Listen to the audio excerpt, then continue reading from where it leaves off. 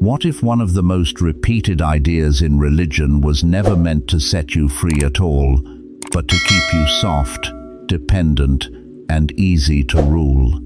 What if the problem was never that you lacked faith, but that your faith was slowly redirected away from what is alive inside you and pushed toward a structure that needed your fear to survive? And what if Jesus was not trying to build obedient followers for a religious system, but trying to wake people up to the fact that this world is ruled by something false, something hungry, something that survives by keeping the divine spark in you confused, ashamed, and cut off from its source? That sounds extreme. It should, because this is not poetry. It is an erased instruction tied to a physical object, close enough to the body to change how this whole system reaches you, small enough to wear, dangerous enough to bury. And if you have felt for years like something about this world is off, like the official version never fully lands, like the language of holiness has been used to make people smaller instead of stronger, then you did not end up here by accident. Something in you has been circling this truth for a long time. Subscribe now and stay close, not as support, as a decision, because the people who keep seeing through the disguise are the same people the system trains to second-guess themselves. The old story says, salvation comes from outside you. The deeper story says, the trap begins the moment you forget what is already inside you. That is the spine of this whole thing, so hold on to it. The trap begins the moment you forget what is already inside you. Because the moment you believe you are empty, someone else gets to sell you what was never theirs to own. Once a person believes they are broken by default, they become controllable by default. Once they believe power belongs somewhere else, they start kneeling to whatever claims to represent it. That is how false gods win. That is how institutions harden into cages. That is how spiritual language gets turned into a leash. And in the Gnostic current, that leash has a name, the demiurge, not the true source, not the monad, the false ruler, the arrogant maker of the lower world, the counterfeit authority that wants worship, submission, and blindness, and it does not work alone. Around it move the Archons, the rulers, the distorters, the pressures in the system that keep human beings reactive, exhausted, divided, and spiritually numb. You do not have to imagine this only as mythology. You can feel it in ordinary life, in the way fear spreads faster than truth, in the way shame sticks to people for years, in the way the world keeps rewarding distraction and punishing inner clarity, in the way so many people feel cut off from something they cannot even name. That is not abstract. That is daily life in a manipulated field, and once you start seeing it that way, a lot of things begin to line up. The anxiety that feels bigger than the actual event, the guilt that does not even sound like your voice, the strange exhaustion after being around certain people, the way some environments leave you feeling drained, foggy, less like yourself. Gnostic language gave that a form. It said, there are forces in this world that feed on confusion and contraction. It said, not every thought that enters your mind deserves your loyalty. It said, not every sacred instruction handed down in public was meant to protect you. Some were meant to tame you. That is where the old texts matter. Not because they are museum pieces, but because they show us that a different map existed before the system closed ranks. In 1945, near Nag Hammadi in Egypt, buried codices surfaced from the ground like evidence that the official story had been edited. These were not forgotten by accident. They were pushed out, buried, and cut away from public life because they preserved a map that made ordinary people harder to control. Among them were writings tied to a very different understanding of Jesus, the soul, the rulers of this world, and the path of awakening, the Gospel of Thomas, the Apocryphon of John. The first apocalypse of James, not random scraps, not meaningless fringe, fragments of a worldview where the deepest crisis was not moral failure, but spiritual amnesia. And that changes everything. Because if the real danger is amnesia, then the answer is not endless obedience. The answer is remembrance. If the real prison is distortion, then the answer is not performance. The answer is clarity. If the real theft was the theft of inner contact with the living source, then the most dangerous teaching on earth would be any teaching that gives that contact back to ordinary people without needing a gatekeeper. That is why certain teachings do not just get debated, they get buried, not because they fail, because they work too well without permission, too simple, too direct, too hard to monetize, too hard to stand between. And here is where it gets uncomfortable. Many people were taught that anything physical used in spiritual practice is superstition, that only approved symbols count. That matter is neutral unless religion blesses it. But the ancient world did not think that way. The ancient world understood correspondence, resonance, contact points, sacred materials, living symbols, embodied ritual. They understood that spirit and matter were not sealed off from each other. The body was not an inconvenience, it was a site of transmission, which means a teaching could be both spiritual and material at the same time. A prayer could be a sound, a word could be a key, a gesture could be a shield, and a metal close to the chest could become the difference between being readable by the system and slipping past it. And a lot of people will hear that and instantly pull back.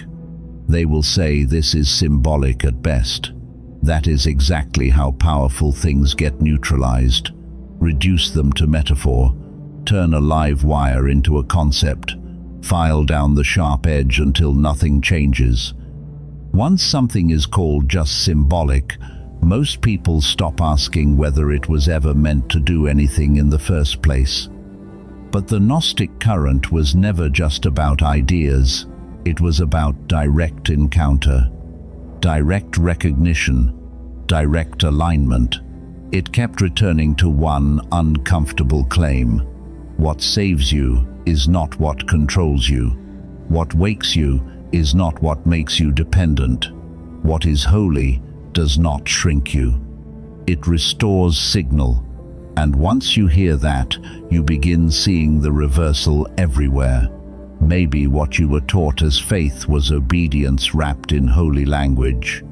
Maybe what you were taught as humility was self-erasure with a halo on it. Maybe what you were taught as healing was just surrender made to look beautiful. That is the frame change most people resist, because once it lands, you cannot unsee it. The issue is not that a few details were mistranslated. The issue is that the direction of power may have been flipped. Outward instead of inward. Upward submission instead of inner remembrance. Dependence instead of awakening. And the moment that clicks, a person starts changing. Slowly at first, then all at once. The old texts do not survive because they make people comfortable. They survive because they keep naming the same hidden pain, the feeling that you have been living inside a story that does not fit your soul, the feeling that your deepest instincts were trained out of you and then called virtue, the feeling that something sacred in you went quiet, not because it died, but because it was buried under noise. This is where it turns personal. A lot of people watching this know exactly what I mean, even if they have never had words for it.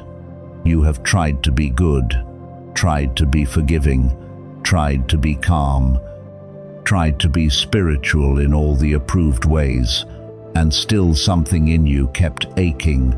Still you felt unseen by the systems that promised comfort.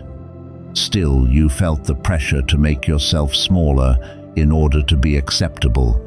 Still you felt like your inner warning system was being overridden by teachings that told you to doubt your own direct sense of truth. That does something to a person. It creates a deep split. You smile on the outside while something in you feels betrayed, watched, and slowly pressed flat. You keep performing peace while your real signal keeps getting treated like a problem. You start wondering if you are the problem. You are not. Sometimes the pain is not proof that you are failing.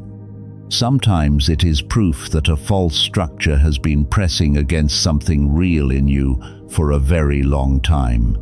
And that is why teachings about the divine spark hit so hard. Because they do not start by calling you fallen. They start by calling you concealed, not worthless, covered, not abandoned, jammed, not empty, interfered with. That is a very different diagnosis, and a different diagnosis changes the whole path. You stop begging to be made whole by the same world that fractured you. You start protecting what is already whole at the center. That is where the hidden instruction becomes dangerous. In the tradition preserved around secret teachings, the point was not just to believe better, it was to guard the signal, to protect the heart center as a site of transmission, to understand that fear, shame, and confusion do more than hurt. They make you easier to reach by the lower system. In modern language, you could call it manipulation, nervous system hijacking, psychic pressure, energetic predation, social engineering. The words change, the pattern does not. When you are scattered, you are easy to steer. When you are coherent, you are much harder to move. Most people think protection begins with fighting the darkness harder. A deeper truth is that protection begins when you stop broadcasting in the frequencies that feed it. The lower system needs your constant reactivity. It needs the loop. It needs you offended, terrified, guilty, compulsive, drained. Once the loop breaks, the system loses grip. Copper shows up across ancient civilizations for a reason, not as decoration, as a working metal, ritual metal, conductor, bridge, the red metal, the one tied to contact, flow, charge, transmission. Not because ancient people were naive, but because they knew some materials do more than sit there. And once you see that, the question stops being whether matter matters. The question becomes why this particular metal kept returning anywhere people took contact, protection, and transmission seriously. That is where this stops sounding symbolic and starts sounding dangerous. Now the practical question becomes brutally simple. What actually helps a person hold their center in a field like this? What keeps the heart from going offline? What interrupts the panic signal before it becomes a doorway? And why did older traditions keep tying that answer to something worn close to the chest? A system that wants symbolic loyalty will always feel safer than a practice that actually changes what reaches you. That is where a physical anchor starts to matter in a way most modern people were trained to dismiss, not as stage magic, as a real interruption, a sign to the body, a sign to the mind, a sign to the deeper self that the signal does not belong to the lower system. The scandal is not just that something physical might matter. The scandal is that it might matter enough to reduce your dependence. That is where a physical anchor stops being decorative and starts becoming strategic. Something worn close to the sternum, where fear tightens first and signal gets buried first. Close enough to the body to be felt, not just admired. You touch it and remember. You feel it and return. You drift, and it interrupts the drift. That is how real practices work. They do not replace consciousness. They stabilize it. They do not save you for you. They interrupt the noise long enough for you to hear what was already there. And once that starts happening, the world does not just look different. It feels different. Some people notice less emotional whiplash, less panic that seems to come out of nowhere, less bleed after certain people, more clarity around who leaves them grounded and who leaves them scrambled, more ability to tell when a thought is truly theirs and when it arrives already contaminated, more resistance to guilt that used to collapse them instantly, more contact with a quiet, grounded certainty that does not need applause. That is the kind of payoff institutions cannot easily manage, because it creates people who are harder to herd. They still love, they still feel, they still serve. But they stop confusing holiness with helplessness. They stop calling self-betrayal virtue. They stop handing over their inner throne to systems that never earned it. The real battle is not against flesh and blood in the ordinary sense. It is against false agreement with fear, false agreement with the voice that says, "You are small." False agreement with spiritual narratives that ask you to betray your own deepest signal in order to belong. The system does not always need to crush you. Sometimes it only needs your agreement. Every day people make these agreements without noticing. They agree to stay numb because feeling is inconvenient. They agree to stay fragmented because silence is uncomfortable. They agree to call exhaustion normal because everyone around them is exhausted too.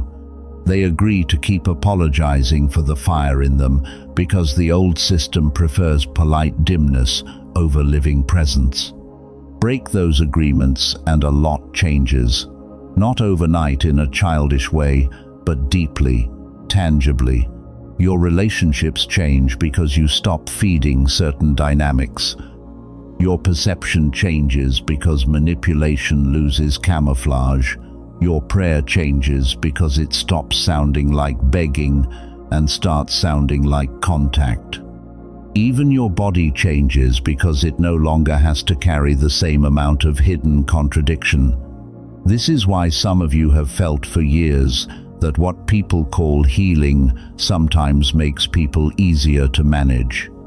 Because not all healing is healing. Some of it is sedation wrapped in spiritual language.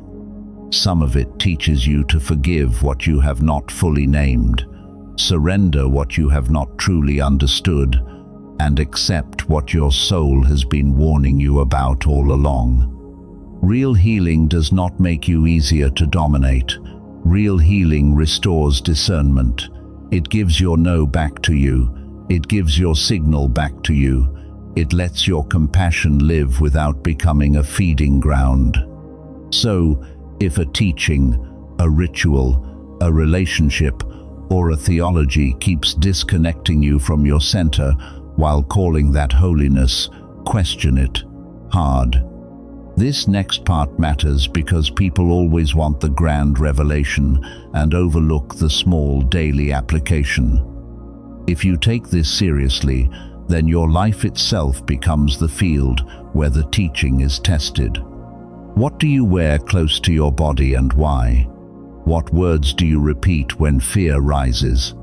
What media are you letting tune your nervous system all day? Who gets access to your attention when you are most open? What symbols have you accepted without ever asking what they train you to feel. What parts of your routine actually restore coherence, and what parts keep you softly hypnotized? This is not paranoia. It is spiritual adulthood. It is the point where you stop assuming your interior life should remain defenseless while everything outside you competes to shape it. Start small, and it becomes real. A moment of stillness before the screen, a hand over the sternum when panic rises, a refusal to internalize every accusing thought that passes through. Something physical at the heart that reminds the body where it belongs. A weekly act of clearing, not because objects are magic, but because repetition trains allegiance. That is how hidden teachings survive. Not by staying abstract, by becoming repeatable. Over time, those small acts stop being techniques. They become alignment. And alignment is not dramatic. It is quiet, strong, repeating. It is what makes you less available to the world when the world is trying to pull you out of yourself. It is what makes you recognizable to truth again. It is what lets you walk through the same world without being owned by it. Maybe the hidden teaching was bigger than one object, but that does not make the object unimportant. It makes it more dangerous. Because once something small restores remembrance, the whole posture of the person begins to change. A person who knows the difference between source and counterfeit does not move through life the same way. They know the difference between reverence and submission. They know the difference between peace and collapse. They know the difference between direct contact and managed religion. Once that difference becomes real inside you, a lot of the old world loses its spell. You stop asking the false god to bless the chains. You stop decorating the prison and calling it meaning. You stop waiting for permission to guard what is sacred in you. And suddenly, the old phrase becomes obvious. The trap begins the moment you forget what is already inside you. That is the line to remember. That is the backbone. That is the line the lower system cannot afford to let people repeat to each other. Because if enough people remember it, fear stops converting so cleanly into obedience. Shame stops converting so cleanly into control. Confusion stops converting so cleanly into dependence. The whole machine starts slipping. And this is only the first layer. Because once you understand how the signal is buried, the next question is how it gets hijacked. This is bigger than doctrine, but it is also intimate. It reaches right into your choices, your relationships, your inner speech, your body, your private life, with what is real. The question is not only what happened in buried codices or banned scripture. The question is, what has been happening to you? Where did you hand over your signal? Where were you trained to distrust the living thing in you? Where did you start calling spiritual pressure normal? And what would change if you stopped? If something in you has been ringing through this whole message, do not leave it private. In the comments, write, "I remember what is mine." Let that be your public refusal to hand your signal back, not as engagement bait, as a mark, as a declaration, as a way of saying, you know the signal was never dead, only buried. And if you are ready to keep going deeper, subscribe and stay with this path, not to support a channel, to keep receiving transmissions that make the counterfeit harder to mistake for the real. Because once you see one layer of the disguise, the next thing you need is training your eye not to fall for the next one, all for the next one, all for the next one, all for